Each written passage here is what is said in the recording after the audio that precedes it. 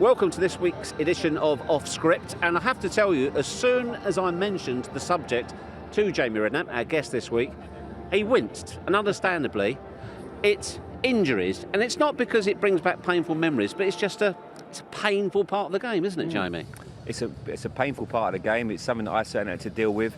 It's never easy because I was pretty good as a young player. I didn't have that many injuries, but when I look back through my career, maybe that was one of the reasons why I suffered with knee problems later on in life, because I ended up having sort of 12, 13 knee operations and bone on bone, meniscus taken out, and sometimes you look back and think maybe things have been done slightly differently, and if I played now with the way technology's gone, I'd have probably been still playing because I'd have managed the injuries differently. Also, the flip side of that, do you look back and think, actually, it could have been an awful lot worse? A lot of players who don't have anything like the career you had due to injuries. Yeah, exactly. I mean, I have to be honest, Jeff, sort of 27, 28 was when I had a surgery at Liverpool, and I was bone on bone in my knee, so they had to I went to America. I'd had surgery in Sheffield that didn't work. I ended up going to America to see Dr. Stedman, who was the #1 knee surgeon at the time, an amazing guy. And he gave me a couple of years, maybe 2-3 years extra in my career, but I couldn't really play to the level I wanted. It was difficult playing against players that you felt weren't as good as you, and all of a sudden they were running past you. I could only sort of start to train on the Thursday because you're managing the injury to just make sure you can get through games. And it was really tough. And then people question you as he's always injured, and that's the hardest bit, because that's questioning your integrity, and especially with someone that loved football like I did. It was so difficult to take at times because you get injury prone, and obviously on Liga I get a lot of stick for it. But there are some times when I look back and think, I had 2 broken ankles, load of knee operations. I was very, very unfortunate. Knowing you as well as I do, even when I raised the subject just then, I see your shoulders sag. To this day, it still rankles with you, doesn't it?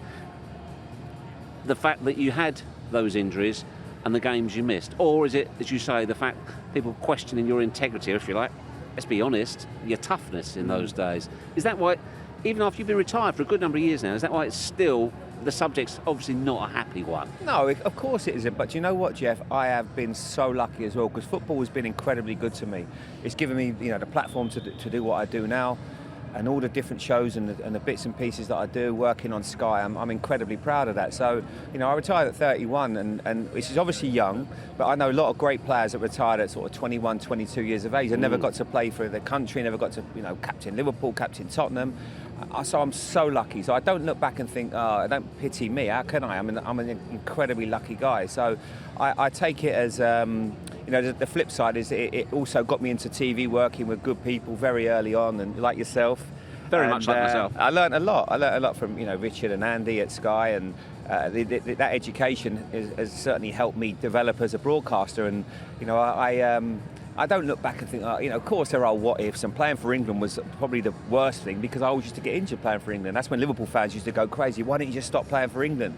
Because I think I tore my hamstring playing for England. I broke my ankle twice, and I think it's because I used to get so nervous as well. I was so anxious to do well for England. I think that's what. Really? Yeah, I do. I really do. I never used to sleep before England games. I don't know why. I used to just want to do so well, and there has to be, that can't be coincidence. You pick up those injuries in those games. I felt the expectation of playing for England a lot more than what I felt more relaxed playing for Liverpool than I did for England, for one reason or another. Is there anything anybody can say to an injured player to make them feel better?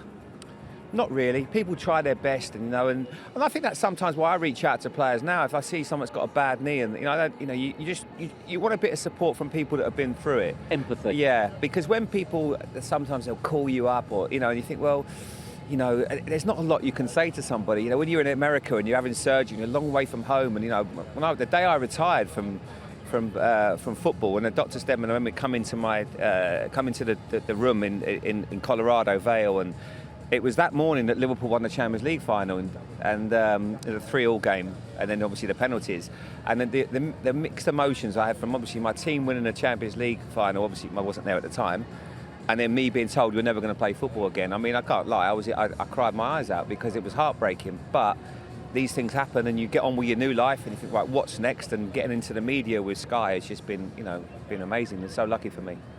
Do you have an instinctive feeling for when an injury is a bad one? Yeah, definitely. I towards the end of my career, obviously this is a new Tottenham stadium. I mean, I played here I'm not even sure. I go as far as to say, when they did the MRI for Tottenham, I don't reckon that was my knee. I genuinely, because how I passed the medical, I'll never know. I mean, I got on well with the people at Tottenham, so that might be one of the reasons why they wanted to get me. But I couldn't play to the level I wanted here, and at times it was not embarrassing, but I had a couple of good moments, scored a few good goals, but it was really difficult. And this is a big club, and you've got to perform well here, and you've got to be on it. And to be fair, it wasn't through lack of trying. You know, I got an early injury. I broke my foot when I got here with metatarsal injury, which didn't help.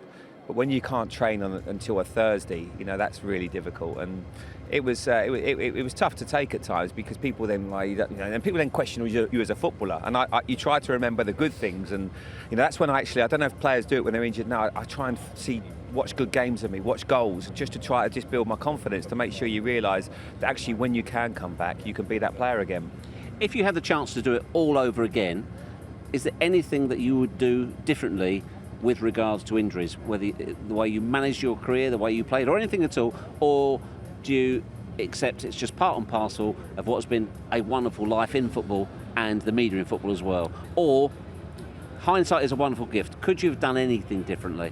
Yeah, there's lots of things. I mean, one thing, you know, when you say that, I remember when I was 18, 19, Graham Souness's last game as manager, we played Bristol City. I remember someone threw the ball to me just before half-time. I side-footed it back to him, and I felt something go in my knee. And when I sat down in the dressing room, just as we are now, and as I went to get up, my knee locked, because the meniscus had torn, and it completely locked. And now I'm thinking, we're losing 1-0 against Bristol City at home. It's already embarrassing, no disrespect. Graham Souness is the angriest man on the planet.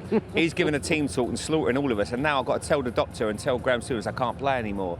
I had to then, obviously I couldn't play, I had to come off. I had surgery the following day, and I played 10 days later for Liverpool against Southampton, which was complete negligence, really, from everybody's point of view, because nowadays there's probably waited 3 or 4 months. You know, they're sewn the meniscus back together. The surgeon just whipped all the meniscus out, so I had no cushion on my knee anymore, and ended up playing, in 10 days. And obviously the damage that did later on in my career was irreparable. So, but these things happen. Yeah, but still, fantastic career, over 300 games at the top level, and look where you are now, and you're fit and healthy. I was sat with you, Jeff Streets. Hey, lifetime achievement for me.